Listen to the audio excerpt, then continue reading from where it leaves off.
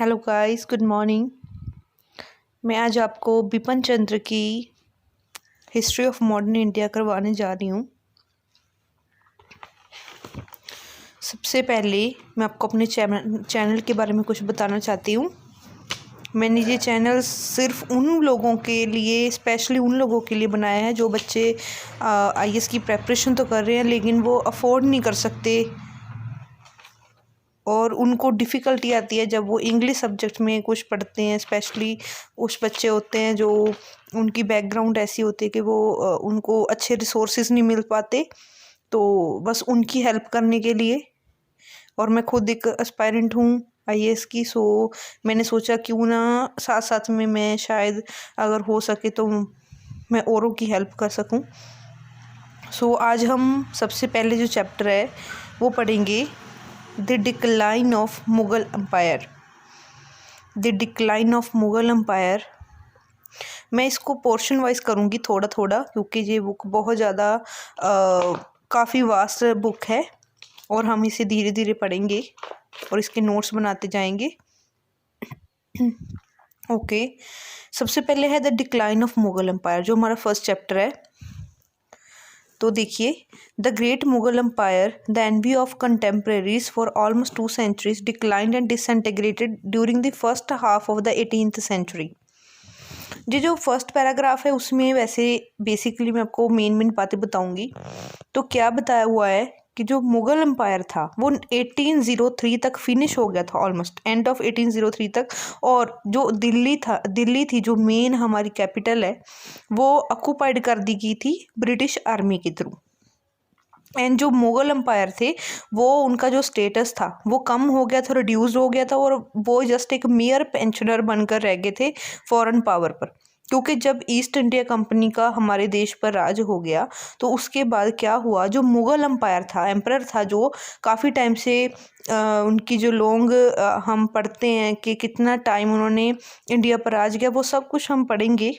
Just ये एक summary है, गो थ्रू होने लगे हैं जो हमारा कि डिक्लाइन कैसे हुआ मुग़ल एम्पायर का। सो उसके बारे में पढ़ रहे हैं कि 1803 में जब एंड हो गया तो जो ब्रिटिश था, वो ब्रिटिश मेन असली जो 1803 में आ गई, उसका राज होना शुरू हो गया।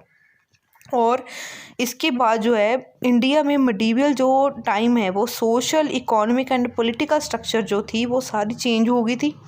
और उसके बाद वो बोलते हैं कि unity and the stability of empire had been shaken up during the long and strong reign of Aurangzeb. जो औरंगजेब था वो बहुत ही क्रूअल राजा था, उसकी जो पॉलिसीज़ थी वो बहुत ज़्यादा हार्मफुल थी। अगर हम मुग़ल एम्पायर में 2 राजा को ज़्यादा याद करते हैं, first is Akbar and second is Aurangzeb. Akbar भी ए से नाम स्टार्ट होता है और औरंगजेब भी ए से स्टार्ट होता है।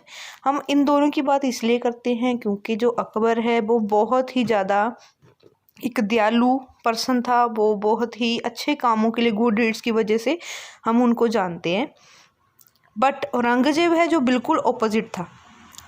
औरंगजेब ने उतनी ही हार्मफुल पॉलिसीज़ बनाई थी जितनी ज़्यादा फ्रेंडली पॉलिसीज़ कह सकते हैं हम अपने अकबर ने बनाई थी, जो लोगों के लिए, स्पेशली फॉर हिंदूज़।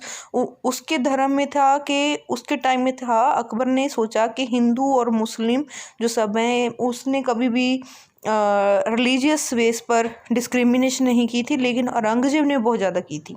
सो आज इसके बारे में थोड़ा सा पढ़ेंगे। जो औरंगजेब था उसकी हार्मफुल पॉलिसीज़ थी, लेकिन उस टाइम फिर भी उसकी जो आर्मी थी वो बहुत ज़्यादा स्ट्रॉन्ग थी जब तक उसकी डेथ नहीं होगी। कब हुई उसकी डेथ? 1707 77 में, याद रखना 1707 में उसकी डेथ होगी। लेकिन कहते हैं जो मुग़ल डायनेस्टी थी still commanded respect in the country, और जो मुग़ल थे उसको स्टिल जो रिस्पेक्ट मिलती थी हमारी कंट्री में, मुग़ल की बहुत रिस्पेक्ट थी हमारे देश में। Okay, on Aurangzeb's death his 3 son fought among.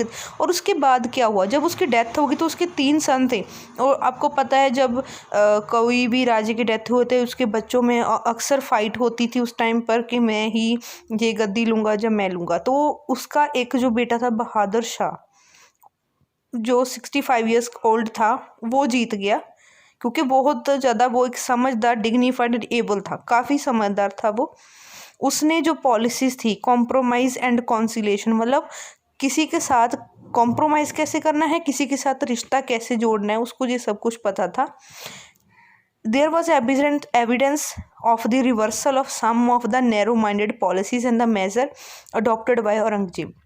तो हमें एविडेंस मिलते हैं जो जो औरंगजेब की नैरो माइंडेड पॉलिसी, वो जो घटिया सोच की पॉलिसी थी, जो कैसा थी हार्मफुल पॉलिसी थी, उसको उसने चेंज करना शुरू कर दिया।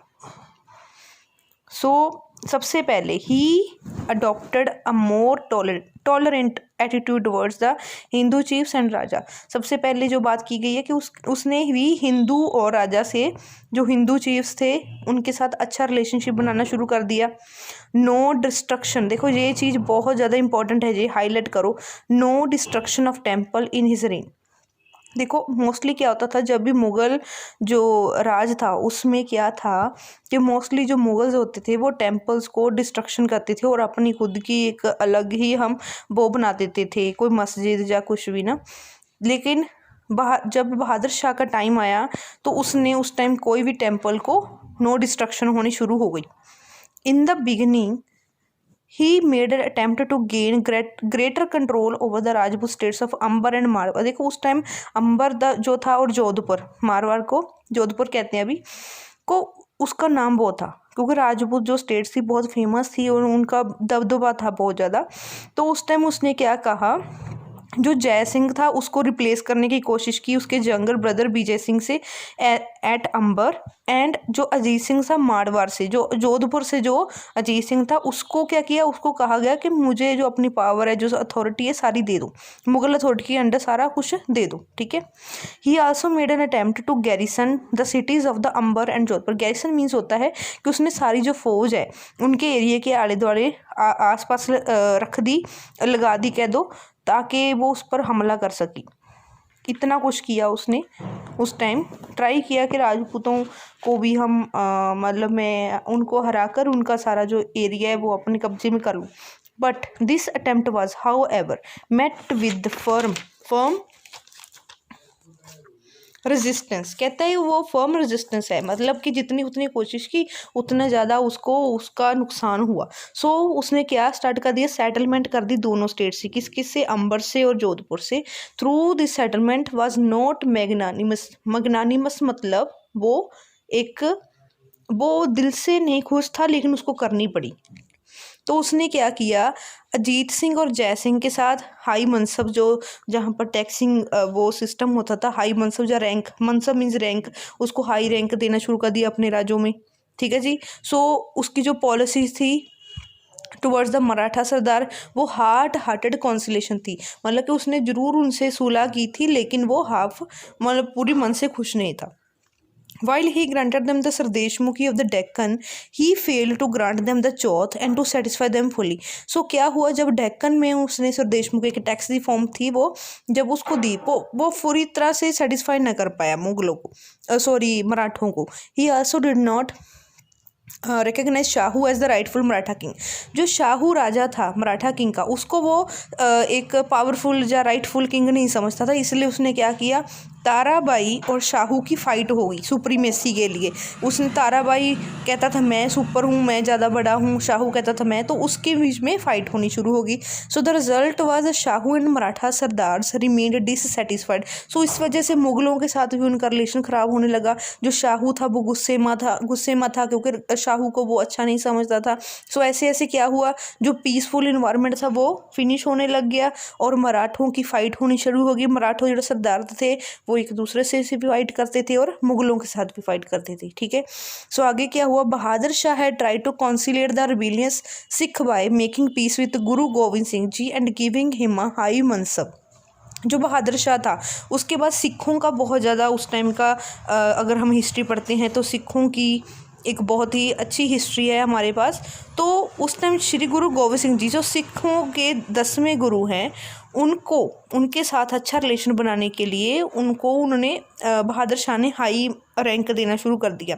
लेकिन जब डेथ हुई उनकी, जब वो शहीद हो गए गुरु गोविंद सिंह जी, तो सिखों ने वंस अगेन तो सिखों ने अगेन द्वारा जो रिवोल्ट है शुरू कर दिया पंजाब में अंडर द लीडरशिप ऑफ बंदा बहादुर। बंदा बहादुर एक बहुत ही बहादुर लीडर थे उस टाइम के सिखों के। सो उनकी लीडरशिप में उन्होंने अटैक करना शुरू कर दिया। कहाँ, किसके ऊपर? बहादुर शाह पर, मुगलों के ऊपर।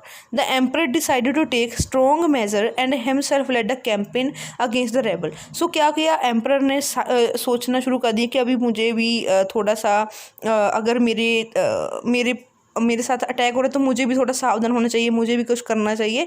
Who soon controlled practically the entire territory between Sutlej and the Jamuna. So उसने धीरे धीरे टेरिटरी जो है वो विन कर ली, जैसे कि सतलुज के नियर और जमुना। सो दिल्ली के बहुत क्लोज पहुंच गया जीत कर।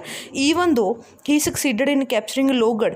लोहगढ़ एक फोर्ट है जो गुरु गोविंद सिंह जी ने नॉर्थ ईस्ट ऑफ अम्बाला में, जो पंजाब में अम्बाला है, हरियाणा में है अम्बाला, तो उसको जीत लिया। Foothills of Himalayas and other important Sikh strongholds and Sikh could not be crushed. So उसके बाद उसने अटैक किया काफ़ी सिखों पर, ठीक है, अच्छा उसने कंट्रोल कर लिया, लेकिन जो सिख है पूरी तरह वैनिश नहीं हो पाए, क्रश नहीं हो पाए। And they recovered the fort of Lohgarh. तो उन्होंने अपना जो लोहगढ़ का फोर्ट था अगेन से सिखों ने जीत लिया।